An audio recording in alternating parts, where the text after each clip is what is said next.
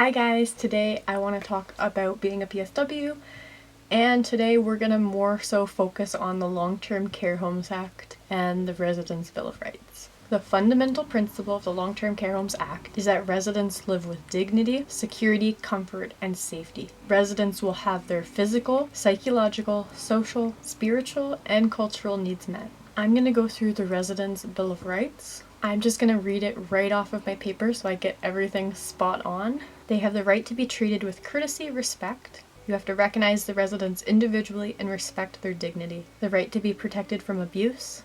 The right not to be neglected. The right to be properly sheltered, fed, clothed, groomed, and cared for, as per needs. The right to live in a safe and clean environment. The right to exercise the rights of a citizen.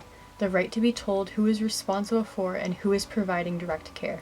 The right to be afforded privacy and treatment and in caring for their needs. The right to participate in decision making and respect their decisions. The right to keep and display possessions in their room, obviously subject to safety.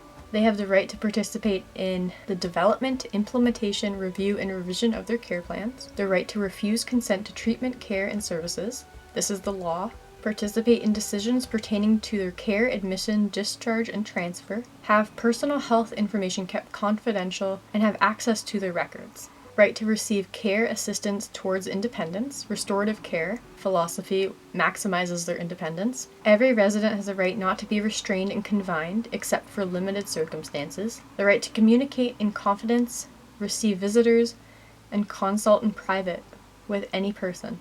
The right to have family and friends present 24 hours a day when ill and dying. The right to designate a person to receive information concerning transfers. The right to raise concerns and recommend changes. The right to form friendships and relationships. The right to have a lifestyle and choices respected. The right to participate in residence council. The right to meet privately with others. The right to share the room with another resident. The right to pursue social, cultural, religious, spiritual, and other interests. The right to be informed in writing of laws and rules and policies affecting the services and how to complain. The right to make his or her own financial affairs. The right to access an outdoor area. The right to have family and friends and any type of important person to attend any meeting with licensed staff at the home. Every 6 months, revision of a care plan will be needed and when needs need to be changed. So now that I've kind of gone over their Bill of Rights, I'm going to just keep talking about their plan of care and some other things in the home. A plan of care is basically the goals of care and clear directions to those who will be providing the care. They have to document the following: the provision of care, the outcomes of the care, and the effectiveness of the care. I mentioned restraints in the Residents' Bill of Rights, and I just want to talk a little more about restraints because I talked about that. They like to really track restraints to ensure that they're not being misused. Every day at work, I have to sign a book that says when the restraints were taken off, when they were on, if the person was calm, if they were agitated. Make sure a resident is not restrained for the convenience of staff. Make sure they are not restrained as a disciplinary measure. Make sure they are not restrained using physical devices. Make sure they are not restrained using drugs. Make sure they are not restrained using barriers or locks on doors or other parts of the home. There are methods of restraining, like I've said, that we still use at the home, and these are the methods that are okay. Devices that the resident can release themselves, both physically and cognitively.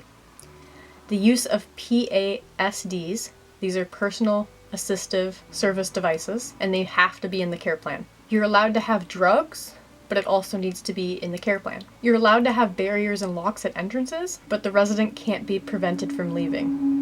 Obviously, they lock the stairs for safety reasons. You're allowed to confine if there is a risk to the resident or another person via bodily harm, if they're not confined. If alternatives have been tried but haven't been effective. If the method is reasonable and it's the least amount restrictive, the doctor or an RN has recommended, the resident or the substitute decision maker consented, and the consent can be withdrawn at any time, or it's in the care plan. Like I said, when they are confined, the resident's condition has to be assessed, the effectiveness of the confining is evaluated, and the resident's only confined as long as necessary. When the confining is discontinued, the resident's condition will be reassessed, and they can list alternatives or least restricting methods. The resident is given written and verbal notice. If there's a disagreement, the rights advisor is notified, and the resident cannot be confined while working with that rights advisor. So I mentioned that a PASD is a form of confining, but they're not used to restrain. They're more so used to assist. They assist with routine activity of daily living. They're in the residence care plan, like I said. Alternatives have been considered, but they weren't effective. They're the least restrictive, they're reasonable, and consent has been given. So this is what makes a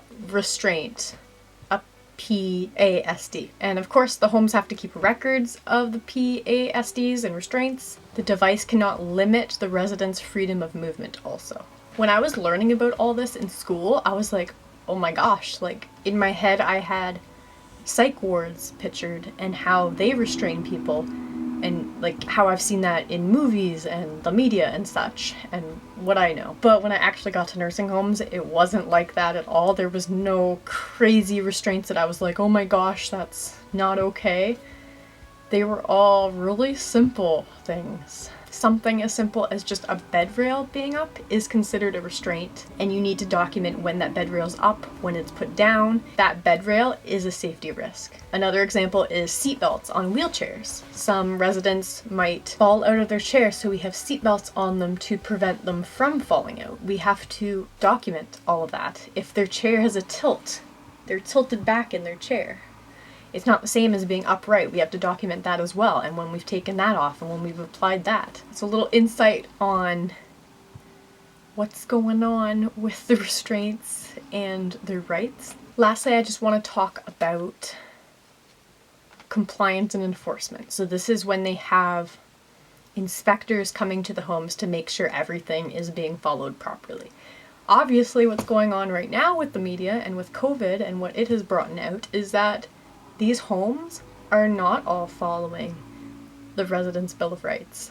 And it's scary, and it's disgusting, and it's happening. Every long-term care home has to be inspected once a year, and from what I know, because of COVID, inspections haven't really been happening because people are scared to go into the homes that have COVID. This is unfortunate, because people like me are going into homes every day that are in outbreak. Us essential healthcare workers are putting ourselves at risk, but you don't want to put yourself at risk to make sure that we're all okay and that the residents are okay. I don't see why these people couldn't suit up no different than what we do and enter the home to make sure that things were being done properly. This is the end of the video, guys. I hope you learned some stuff, and I will see you in another video.